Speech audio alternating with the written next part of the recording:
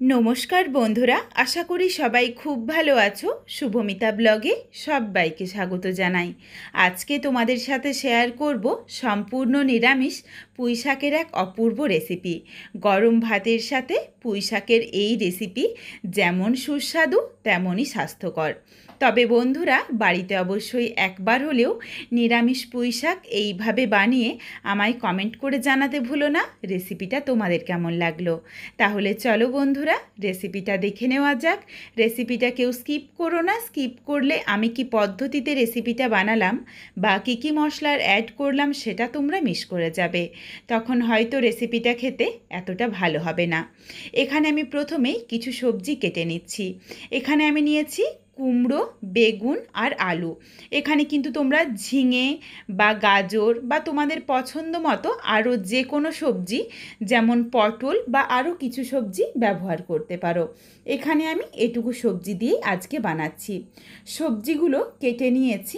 এরপর দেখো, এদিকে পুঁই শাকটা কেটে ধুয়ে পরিষ্কার করে জলটা ঝরিয়ে রেখেছি। শাক আর ডাঁটা একসাথেই নিয়ে নিয়েছি। একদমই দেখো কচি নরম আর একদমই সরু সরু পুঁই ডাঁটাগুলো। এই জন্য বেশ গোটা গোটায় রয়েছে। যেগুলো মনে হয়েছে একটু মোটা সেগুলো আমি চিড়ে নিয়েছি আর একটু ছোট ছোট করে কেটে নিয়েছি। এরপর চলো রান্নাটা শুরু করা যাক। প্রথমেই কড়াই বসিয়ে কিছুটা পরিমাণে সর্ষের তেল গরম করে নিয়েছি। এরপর কিছুটা ডালের বড়ি ভেজে নিলাম। তোমরা যে কোনো ডালের বড়ি ভেজে নিতে পারো। বেশ লাল লাল করে বড়িটা ভেজে তেলটা ঝরিয়ে তুলে রাখবো। তবে রান্নাটা পুরোটাই কিন্তু সর্ষের তেলেই করতে হবে। এই শাকসবজি রান্না যদি সর্ষের তেলে করা হয় তাহলে আমার মনে হয় খেতে বেশি ভালো লাগে। বড়িগুলো দেখো সুন্দর লালচে রং ধরে গেছে, ভেজে তুলে রাখলাম। কড়াইয়ের মধ্যে যেটুকু তেল ছিল তার সাথে আবারও 1 চামচ পরিমাণে সর্ষের তেল অ্যাড করে নিয়েছি। এরপর তেল গরম হয়ে গেছে, ফোড়নে দিয়েছি শুকনো লঙ্কা, তেজপাতা, সামান্য একটু 5 ফোড়ন। ফোড়নটা সুন্দর গন্ধ আসা অবধি ভেজে নেব। ফোড়নটা ভাজা হয়ে গেছে। এরপর এর সাথে দিয়ে দিচ্ছি কেটে রাখা সবজি। প্রথমে এখানে আমি কুমড়ো আর আলুটা একটু ভেজে নেব। তার কারণ এগুলো একটু শক্ত সবজি, একটু সময় লাগে সেদ্ধ হতে। তবে একদমই ঢাকা চাপা দিয়ে ভাজবো না। ঢাকনা ছাড়াই গ্যাসের ফ্লেম মিডিয়াম টু হাইতে করে সবজিগুলো হালকা লালচে রং ধরিয়ে ভেজে নেব। সবজির মধ্যে স্বাদ অনুযায়ী লবণ দিয়ে দিচ্ছি আর নাড়াচাড়া করে হালকা করে ভেজে নিচ্ছি। বেগুনটা একটু পরে ব্যবহার করব, তার কারণ বেগুনটা নরম সবজি, এখন থেকে দেব না, একটু পরে দেব। লবণ দিয়ে নাড়াচাড়া করে ঢাকা ছাড়াই সবজিগুলো হালকা করে ভেজে ফেরত আসছি। সবজির মধ্যে দেখো একদমই হালকা একটা রং ধরেছে। প্রায় মিনিট 2 মতো একটু নাড়াচাড়া করে নিয়েছিলাম। এরপর দিয়ে দিলাম কেটে রাখা বেগুন। বেগুনটা দিয়ে আবারও মিনিট 2 মতো একটু ভেজে নেব সবজির সাথে। তাহলে সবজিটাও বেশ লালচে রং ধরে যাবে আর সবজির সাথে সাথে বেগুনটাও ভাজা হয়ে যাবে। এর মধ্যেই চলো একটা মশলার পেস্ট বানিয়ে নিই। এখানে আমি মাঝারি সাইজের একটা টমেটো কুচি করে নিয়েছি আর 3টে কাঁচা লঙ্কা নিয়ে নিয়েছি। মিক্সিং জারে দিয়ে দিলাম 1/2 চামচ হলুদ সর্ষে, 1/2 চামচ রাই সর্ষে আর একটা কাঁচা লঙ্কা। সামান্য একটু লবণ দিয়ে দিচ্ছি আর 1 ইঞ্চ পরিমাণ আদা দিয়ে দিচ্ছি। এগুলোকে সামান্য একটু জল দিয়ে একদম মিহি করে বেটে নিচ্ছি। মশলাটা বাটা হয়ে গেছে। এরপর চলো সবজিগুলো দেখিয়ে দিই। সবজিগুলো দেখো বেশ লাল লাল করে ভাজা হয়ে গেছে। তবে দেখো ঢাকনা দিয়ে ভাজিনি, এখনও কিন্তু সবজিগুলো ভালোভাবে সেদ্ধ হয়নি। ভাজতে ভাজতে কিছুটা সেদ্ধ হয়েছে। এরপর এর সাথে দিয়ে দিলাম টমেটো কুচি আর কিছু গুঁড়ো মশলা দিচ্ছি। প্রথমে দিয়ে দিলাম পরিমাণ অনুযায়ী হলুদের গুঁড়ো, সামান্য একটু দিয়েছি জিরের গুঁড়ো আর ধনের গুঁড়ো। এই রেসিপিটার মধ্যে আমি লঙ্কার গুঁড়ো ব্যবহার করব না, কারণ রেসিপিটা যেমন সুস্বাদু হবে তেমনই স্বাস্থ্যকরও। এই জন্য খুবই সামান্য তেল মশলার মধ্যেই সবজিটা রান্না করব। গুঁড়ো মশলাটা দিয়ে নাড়াচাড়া করে মিশিয়ে দিয়ে দিলাম বেটে রাখা মশলার পেস্ট। এরপর মশলাটা দিয়ে প্রায় 1 মিনিটের মতো একটু কষিয়ে নেব গ্যাসের ফ্লেম লোতে করে। 1 মিনিটের মতো একটু কষিয়ে নিয়েছি। এরপর দিয়ে দিলাম কেটে ধুয়ে জল ঝরিয়ে রাখা পুঁই শাক। এখানে আমি যেই পরিমাণে সবজি আর শাক নিয়েছি সেই বুঝে কিন্তু 2 ধরনের সর্ষে মিশিয়ে 1 চামচ পরিমাণে নিয়েছি। সর্ষের পরিমাণ কিন্তু খুব বেশি দেবে না, তখন তেতো হয়ে যাবে। তবে এখানে আবার আমি সবজিটাকে কাঁচা লঙ্কা আর লবণ দিয়ে বেটে নিয়েছিলাম, যার জন্য সর্ষেটা কিন্তু কোনোভাবেই তেতো হবে না। পুঁই শাকটা দেওয়ার পর নাড়াচাড়া করে মিশিয়ে নিয়েছি আর সামান্য একটু লবণ দিয়ে দিলাম। লবণটা খুব বুঝে দিতে হবে, তার কারণ সবজির পরিমাণ অনুযায়ী লবণ দিয়েছিলাম। শাকের পরিমাণ অনুযায়ী আবারও একবার খুবই সামান্য লবণ দিয়েছি।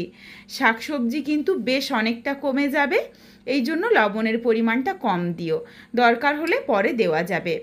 ভালোভাবে নাড়াচাড়া করে মিশিয়ে গ্যাসের ফ্লেম লোতে করে বেশ কিছুক্ষণের জন্য ঢাকনা দিয়ে ঢেকে রেখেছিলাম। ঢাকনাটা খুলে নাড়াচাড়া করে একবার মিশিয়ে নিয়ে আবারও কিছুক্ষণের জন্য ঢাকনা দিয়ে ঢেকে রেখেছিলাম, যাতে খুব ভালোভাবে সবজির জলটা শুকিয়ে যায়। শাকসবজির জলেই সুন্দরভাবে কিন্তু শাকসবজি সেদ্ধ হয়ে গেছে। পুঁই শাক বা সবজির জল যাতে কোনোভাবেই না থাকে এদিকে একটু খেয়াল রেখো, তাহলে কিন্তু সবজির একটা কাঁচা গন্ধ থেকে যায় রান্নার মধ্যে। কয়েকটা সবজি দেখো তোমাদের চেপে দেখিয়ে দিলাম, সুন্দরভাবে সেদ্ধ হয়ে গেছে আর শাকসবজির জলটাও আমি ভালোভাবে শুকিয়ে নিয়েছি। এরপর এখানে আমি অল্প পরিমাণে জল দিয়ে দিচ্ছি, কারণ এই রান্নাটা আমি খুব বেশি শুকনো শুকনো করব না, একটু মাখো মাখো রাখবো যাতে ভাতে মেখেও খাওয়া যায়। তবে তোমরা যদি শুকনো শুকনো রান্না খেতে পছন্দ করো তাহলে শুকনো শুকনোও করে নিতে পারো, কোনো অসুবিধে নেই।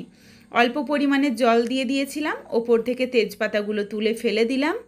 সুন্দরভাবে যখন ফুটে উঠেছে এরপর দিয়ে দিলাম ভেজে রাখা বড়ি আর দুটো ফাটিয়ে নেওয়া কাঁচা লঙ্কা। তোমরা যেমন ঝাল খাবে সেই বুঝে লঙ্কাটা দিয়ে নিও।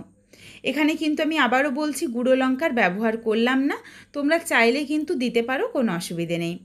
সামান্য একটু চিনি দিয়ে দিয়েছি যাতে টেস্টটা ব্যালেন্স হয়ে যায়, তাহলে খেতে বেশ ভালো লাগবে। আর কয়েকটা সবজি একটু খুন্তিতে করে চেপে চেপে মিশিয়ে নিচ্ছি, যাতে একটু ঘন হয়ে যায় বা রান্নাটা একটু মাখো মাখো হয়ে যায়। কিছুক্ষণের জন্য ঢাকনা দিয়ে ঢেকে রাখলাম যাতে বড়ির মধ্যেও কিছুটা জল টেনে নেয় আর চিনিটাও গলে গিয়ে ভালোভাবে মিশে যায়, কাঁচা লঙ্কাটাও সুন্দরভাবে রান্নাটার সাথে একটু মিশে যায়।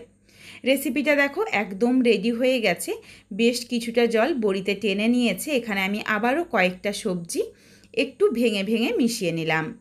রেসিপিটা একদম রেডি। গ্যাসের ফ্লেমটা অফ করে দিলাম আর দিয়ে দিলাম সামান্য একটু কাঁচা সর্ষের তেল, খুবই অল্প পরিমাণে, বেশি না, হাফ চামচের মতো।